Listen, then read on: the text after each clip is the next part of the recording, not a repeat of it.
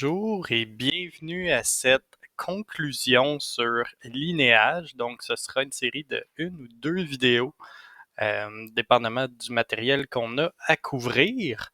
Donc, on va finaliser notre évaluation, savoir si le titre de Linéage pourrait être un investissement intéressant. Est-ce que l'entreprise est sous-évaluée, correctement évaluée ou surévaluée? Et à travers cette vidéo-là, on va explorer trois trois facteurs principaux, hein, lorsqu'on évalue une entreprise. On veut savoir ses revenus, ses dépenses et les investissements qu'une entreprise doit faire dans le but de maintenir ses actifs ou même de croître. Donc, commençons dès maintenant avec les ventes. Donc, Linéage, vous voyez à l'écran un premier graphique de l'évolution des ventes totales de Linéage au cours des 3 dernières années et des 12 derniers mois. Donc, on voit qu'au cours des 12 derniers mois, le niveau de vente est un peu inférieur à ce qu'on a connu durant l'année fiscale 2023 et 2024. Et donc, euh, ça s'explique. Les principales variables qui vont influencer les ventes dans le cas de Linéage. On se rappelle que Linéage, c'est un conglomérat d'entrepôts à température contrôlée. Donc, il y a plusieurs types de nourriture et de produits qui passent à travers nos entrepôts. Et donc, les principales variables qui vont influencer les ventes vont être l'occupation physique et économique. Hein? Est-ce qu'il y a du matériel dans nos entrepôts? Ensuite, les revenus par palette qu'on reçoit et qu'on entrepose dans nos entrepôts. Et le débit, donc c'est-à-dire le volume de palettes entrantes et sortantes. Donc, la première chose qu'on peut voir, c'est l'évolution des palettes économiques occupées et du taux d'occupation. Et donc, ça saute aux yeux que au cours des dernières années, le taux d'occupation a diminué. Donc, si vous voyez la courbe qui est en bleu pâle, on voit qu'au 31 décembre 2023, pour l'année fiscale 2023, on était à un taux d'occupation de 86%. Donc, et tandis qu'aujourd'hui, on est plus autour de 80% en date du deuxième trimestre 2025. Donc, juste par définition, le taux d'occupation économique va être l'occupation physique, donc le nombre de palettes qui est dans nos entrepôts, mais également celui qui a été contractualisé avec les parties euh, dans les différents contrats que Linéage a avec ses clients. Donc, la première chose qu'on observe, euh, c'est qu'il y a eu une diminution de l'occupation. Parmi les facteurs, Linéage évoque la normalisation des inventaires de ses clients. Donc, il semble que ses clients aient encore beaucoup d'inventaires dans les entrepôts et qu'il n'y a pas de nouveaux contrats qui sont signés. Donc, l'occupation globale continue à diminuer. Toutefois, une des bonnes nouvelles qui vient contrebalancer euh, la baisse d'occupation, c'est la stabilité au niveau du revenu d'entreposage par palette économique occupée. Donc, on se situe, vous pouvez le voir à l'écran, ça varie d'une année à l'autre et d'un trimestre à l'autre, mais autour de 250 $ par palette. Donc, c'est les revenus d'entreposage. Toutefois, on se rappelle que Linéage, son modèle d'affaires n'est pas uniquement basé sur l'entreposage, mais Linéage offre différents types de services euh, autres que l'entreposage. Et ce que vous voyez à l'écran, le GIS, le Global Integrated Solutions, et les différentes solutions varient beaucoup. Mais ce que vous pouvez voir à l'écran, c'est le débit. Donc, le débit, euh, c'est le nombre de palettes entrantes plus le nombre de palettes sortantes divisé par 2. Donc, ça nous donne un débit moyen. Et la raison pour laquelle c'est un indicateur important pour Linéage, c'est que souvent, sa division GIS, Global Integrated Solutions, ses revenus vont varier par le débit dans ses entrepôts. Donc, le nombre de palettes entrantes et sortantes. Donc, lorsqu'une palette entre ou une palette sort, des fois, ça peut être Linéage qui est en charge de ces palettes-là. Lorsque des palettes entrent, Linéage peut proposer des services à l'intérieur de ces entrepôts. Donc, plus il y a de débit, plus il y a de palettes qui entrent dans ces entrepôts pour en sortir, et plus la division GIS de Linéage va bien performer. Et on voit que le débit en 2024 et jusqu'à présent cette année a été relativement stable et que ça s'inscrit également avec des revenus généraux en hausse pour cette division-là. Donc, le récapitulatif qu'on peut voir au niveau des ventes, c'est que les ventes totales de Linéage ont été impactées par une baisse prolongée de l'occupation, entreposage physique et économique à l'intérieur de ces entrepôts. Toutefois, ça a été contrebalancé par les prix chargés par Linéage à ses clients qui ont été relativement stables, autour de 250 par palette. On a vu également que le volume traité par la division Global Integrated Solutions a été relativement stable, environ 52 millions de palettes par année, donc moyenne par année. Et les prix chargés se sont maintenus entre 31,50 et 32,50 par palette traitée. Donc, ce qui nous donne 3 scénarios de revenus. Donc, le premier va être les revenus qui ont été générés au cours des 12 derniers mois, soit 5 milliards 316 millions. Toutefois, puisque l'occupation a été très faible et que l'industrie dans laquelle Linéage évolue semble être dans un creux, j'ai voulu créer d'autres scénarios pour exprimer, OK, si aujourd'hui les revenus actuels équivalent à un creux, peut-être ça serait mieux de voir dans des circonstances normales à quoi les opérations de Linéage pourraient ressembler. Donc, j'ai créé 2 autres scénarios, donc un retour à une occupation normale et une accélération des revenus. On a vu que, par exemple, au niveau des prix chargés pour les services d'entreposage, ceux-ci se sont maintenus autour de 250 par unité. Toutefois, ces revenus-là auraient pu grimper, right, si on aurait été dans un autre contexte, si on n'aurait pas été dans un creux ou un petit creux de l'industrie. Donc, on a 3 scénarios qu'on va utiliser, donc un normal, pessimiste et optimiste. Donc, justement pour le retour à une occupation normale, j'ai découpé les ventes totales par entrepôt. Parce que si on regarde en 2023, comparé à aujourd'hui, Linéage a fait des acquisitions, on construit de nouveaux entrepôts. Donc, le nombre d'entrepôts n'est plus équivalent, n'est plus le même par rapport à 2023. Ce qui fait en sorte que, vous pouvez le voir, en 2023, Linéage avait un revenu moyen par entrepôt d'autour d'11 millions 500 000, alors que au deuxième trimestre 2025, donc celui qui s'est terminé en juin, les revenus sont plus autour de 11 millions. Donc, ce qui fait en sorte que pour recalculer le retour à la normale, j'ai pris l'équivalent des 2 dernières années, la moyenne des 2 dernières années, donc 11 537 000 et 11 385 000, et je l'ai appliqué au nombre d'entrepôts que Linéage a aujourd'hui. Donc, c'est ce qui nous donne le 5 milliards 570 millions. Et le scénario 3, c'est le scénario 2, plus un ajustement des prix chargés par palette. Donc, je pense que j'ai mis autour de 5%. Donc, voilà.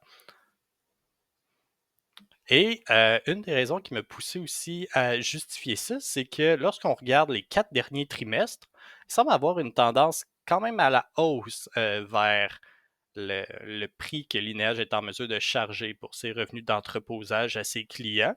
Donc, ce qui dit peut-être qu'on est à la fin du creux de l'industrie et que la demande reprend tranquillement et peut-être que ça va pouvoir justement créer la croissance des revenus qu'on n'a pas eu au cours des dernières années. Donc, on vient de voir le premier point, ce qui est le niveau des revenus et les différentes dynamiques. Donc, mais c'est juste une partie de l'équation. La deuxième partie de l'équation, c'est les dépenses, right? C'est pour faire des revenus, mais si nos dépenses ne sont pas contrôlées, si on a plus de dépenses que de revenus, on n'a pas un très bon modèle d'affaires, right? Donc, au niveau des dépenses d'exploitation, vous pouvez voir à l'écran l'évolution de la marge brute globale, donc le coût des produits et services vendus par Linéage, et ça, chapeau à Linéage, c'est quelque chose que l'entreprise semble vraiment bien performer, avec une marge brute qui est relativement au même niveau depuis 2 ans et demi. Donc, il y a des petites variations à gauche et à droite, mais généralement, c'est relativement assez stable, donc très impressionnant, autour de 32,5%. Et on peut le voir aussi par division, right? On se rappelle que Lineage offre des services d'entreposage et il y a sa division Global Integrated Solution. Et ces deux divisions-là n'ont pas le même profil de marge. Donc, à l'écran, vous pouvez voir vraiment les services d'entreposage, donc 38, 39, 40%, donc beaucoup plus élevé que son autre division de Global Integrated Solutions, qui est plus dans les 15 à 17%. Toutefois, pour les activités de linéage, je considère que les deux types d'activités sont très importantes pour l'entreprise parce que l'un attire d'autres revenus pour l'autre division. Par exemple, si une entreprise vient entreposer ses biens dans les entrepôts à linéage, c'est possible qu'ils puissent utiliser différents services qui sont offerts par Global Integrated Solution, comme par exemple le transport de sa marchandise d'un entrepôt à un port dans le but d'être exporté. C'est un exemple. Donc, les deux sont quand même très importants pour le modèle d'affaires de linéage. Et je l'ai découpé encore plus pour savoir, OK, c'est quoi le mix des activités? On a vu c'est quoi les marges par division, donc l'entreposage et les solutions intégrées globales. Mais ensuite, le mix ressemble à quoi? Donc, vous pouvez voir Global Warehousing, qui est la majorité de nos revenus, là, à presque un petit peu plus que 70%, et les services intégrés sont plus autour de 20, 22%. 20-25%, pardon. Et donc, vous pouvez voir dans les services intégrés globaux, différents services, le transport, les ventes de nourriture, la redistribution, le commerce en ligne, ensuite les railcar, j'ai oublié la traduction française, mais voilà, les wagons, pardon. Donc, voilà, ça vous donne une idée du mix des activités de linéage et c'est ce qui va m'aider dans mon scénario de marge brute. Donc, la marge brute dans un état faible, donc on va supposer une marge brute de 38%, ce qui était dans le bas de notre graphique pour les services d'entreposage et de 15,5% pour les solutions intégrées globales. Donc, dans les deux cas, c'était vraiment au bas de l'échantillon qu'on avait. Ensuite, dans un état normal, on est plus autour de 39% et de 16,25% pour les solutions intégrées mondiales. Et dans un troisième scénario, j'ai excusez pour ne pas avoir changé le nom, mais c'est que, donc c'est pas accélération des revenus, mais c'est que la marge brute va être plus importante. Ici, on parle de 41,5% et une marge de 17,25% pour les solutions intégrées globales. Et ce scénario-là s'appuie notamment sur un produit qui est développé à l'interne par Lineage, qui s'appelle LinOS, qui est leur système d'opération qui va permettre d'automatiser beaucoup de tâches à l'intérieur d'un entrepôt, que ce soit au niveau de l'énergie, de la productivité du travail, des coûts plus généralement. Et donc, c'est une nouvelle technologie que Lineage intègre tranquillement dans ses entrepôts. Pour l'instant, il y en a 6 qui sont sous projet pilote. On se souvient que Lineage a près de 470 entrepôts, donc ça demeure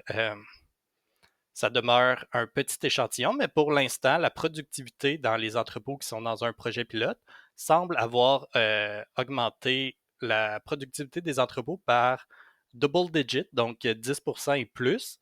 Donc, ce qui peut être très intéressant si cette technologie-là développée à l'interne par Lineage commence à se répercuter sur l'ensemble de ces opérations, mais ça va prendre un certain délai, voire même en années avant que puis bien sûr, si cette technologie s'avère efficace. Donc voilà pour les dépenses, mais on a vu vraiment au niveau de la marge brute, mais il y a d'autres types de dépenses que Lineage doit avoir. Donc, une des premières, c'est les dépenses liées aux acquisitions et transactions, parce que comme on se souvient dans les premières vidéos, Linéage est une entreprise qui a acquis beaucoup d'entreprises au cours des dernières années. Ça fait un petit peu partie de son modèle d'affaires. Euh, la seule chose que je voulais mentionner à l'écran, c'est le 12,2% que vous pouvez voir dans l'année fiscale 2024. Ça, c'est pas un chiffre qu'on va devoir retenir parce que la majorité des coûts qui sont dans ce 12,2%-là sont reliés à au premier appel public à l'épargne de Linéage. Et donc, le chiffre qu'on va utiliser dans nos modèles va être plus entre 1 et 1,5%. Donc, c'était juste pour mentionner que le 12,2%, si vous regardez les états financiers de Linéage, vous allez voir un gros chiffre, mais la majorité de ces coûts-là étaient reliés à leur premier appel public à l'épargne l'an dernier. Linéage doit également avoir des dépenses générales et administratives pour opérer que ce soit la finance, la comptabilité, le juridique, etc. Et il y avait également certains coûts administratifs qui ont été dans le premier appel public à l'épargne. Donc, parmi nos modèles, on va estimer entre 8 et 10 par année des revenus qui vont aller sur les dépenses générales et administratives. Donc, ce qui va nous créer notre EBITDA, donc vraiment nos bénéfices opérationnels, bénéfices avant intérêt, impôts et amortissements. Donc, ici, dans les trois scénarios, on va de pessimiste de 1 milliard 80 millions à 1,5 milliard de BAYA. Donc, ça va être déjà notre première phase. Donc, notre dernier élément pour la séance d'aujourd'hui, ça va être les investissements. Donc, c'est bien beau les revenus, les dépenses, mais une entreprise doit aussi réinvestir soit pour maintenir ses actifs ou réinvestir dans son futur, right? Donc, au niveau, la première étape va être les investissements récurrents. Donc, les investissements récurrents, c'est les investissements qui sont faits seulement pour maintenir les actifs en bonne condition. Et on peut le voir via différentes catégories pour ces différentes divisions ou simplement pour de la technologie. Généralement, vous pouvez le voir par trimestre à l'écran. Et lorsque on le combine sur 12 mois, donc 4 trimestres, en moyenne, on va être autour de 200 millions par année de, euh, d'investissement récurrent ou de CAPEX, Recurring Maintenance CAPEX. Et c'est ce qu'on va utiliser dans notre modèle. Et je pense également que ça va demeurer relativement à ces niveaux pour le futur. La raison étant que vous pouvez voir à l'écran que ce sont les immobilisations corporelles nettes de Linéage. Et si vous allez complètement à droite, là, vous avez les immobilisations corporelles nettes. Donc, c'est les immobilisations corporelles moins la dépréciation accumulée. Et on peut voir qu'à 81-85% pour 2023-2024, ça nous, ce que ça nous dit, c'est que les entrepôts de Linéage et la machinerie en général de Linéage est relativement assez neuve, hein, right? Parce qu'on a seulement utilisé 20% de l'amortissement sur 100%. Donc, ce qui fait en sorte que ça peut s'expliquer par la jeunesse de nos entrepôts. Et comme on l'avait vu dans une première vidéo, Linéage possède un des parcs immobiliers d'entrepôts à température contrôlée parmi les plus jeunes de l'industrie. Donc, puisque c'est neuf, on peut s'attendre à avoir des niveaux de CAPEX de maintenance plus faibles au cours des prochaines années. De là, le 200 millions, je ne pense pas qu'il va y avoir tant d'augmentation que ça annuellement, puisque nos actifs sont jeunes. Ensuite, ça, c'était pour la maintenance. Toutefois, si une entreprise veut croître, elle doit avoir des initiatives de croissance. Linéage en a quelques-unes. Ça peut être de construire des nouveaux entrepôts pour répondre à la demande. Ça peut être des initiatives notamment énergétiques, puisque, comme on l'a vu dans une vidéo subséquente, l'énergie est un coût important pour cette industrie-là. Quand il faut garder réfrigéré ou congeler les aliments, ça requiert un niveau d'électricité qui est plus élevé. Et aussi la transformation technologique. l'automatisation des entrepôts. C'est toutes des initiatives de croissance qui sont investies par Linéage. Et donc, vous pouvez le voir encore par trimestre, mais dans notre modèle, on va utiliser un niveau annuel de 400 millions par année dans ces différentes initiatives de croissance là, ce qui est l'équivalent trailing 12 months depuis plusieurs trailing 12. Donc, voilà. Et finalement, un autre aspect d'investissement de Linéage, comme on l'a vu précédemment dans les vidéos, c'est les acquisitions, right? Donc, Linéage fait beaucoup d'acquisitions, a fait beaucoup d'acquisitions depuis 2022, donc qui sont les données les plus anciennes qu'on a. Et au cours de son histoire, a fait plus de 120 acquisitions pour devenir ce qu'elle est aujourd'hui. Donc, à l'écran, ça vous donne un certain éventail de transactions que je considère normales dans le cas de Linéage. Et on peut voir que ça varie entre 60, ça peut aller de 50 millions jusqu'à un petit peu plus que 200 millions.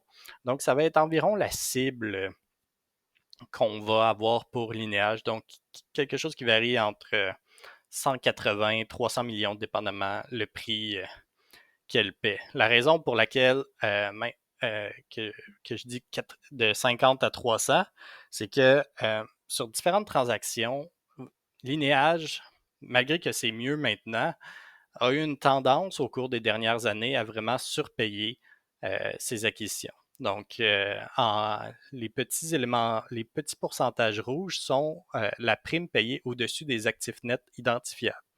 Donc, ça veut dire que lorsque, par exemple, Linéage achetait une entreprise, elle payait, par exemple, en 2022, une prime moyenne de 42% au-dessus de la valeur de ce qu'elle achetait.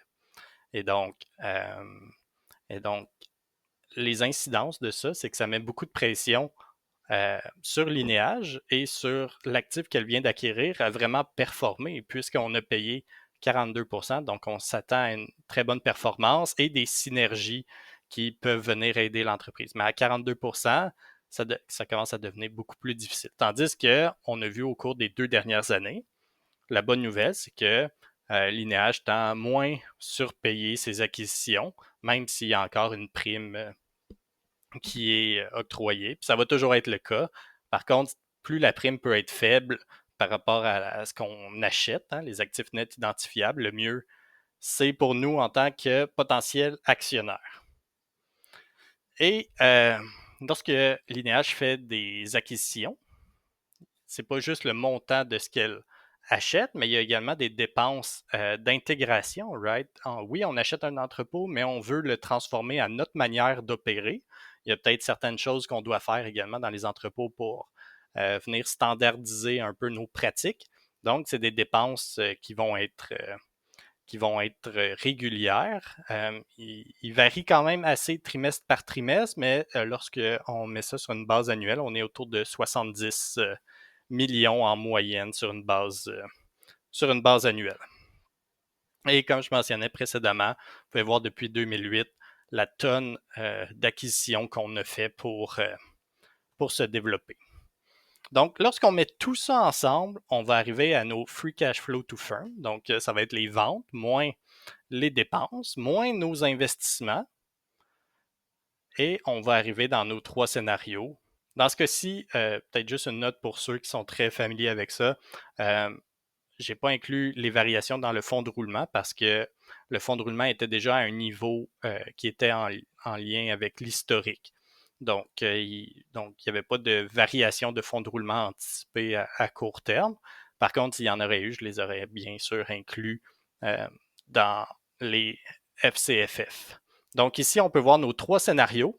Donc, un scénario pessimiste qui, après toutes nos dépenses et nos investissements, nous reste 260 millions de dollars, scénario normal autour de 463 millions et notre scénario optimiste à 750 millions de dollars, vraiment disponible ensuite à tous les actionnaires et créanciers.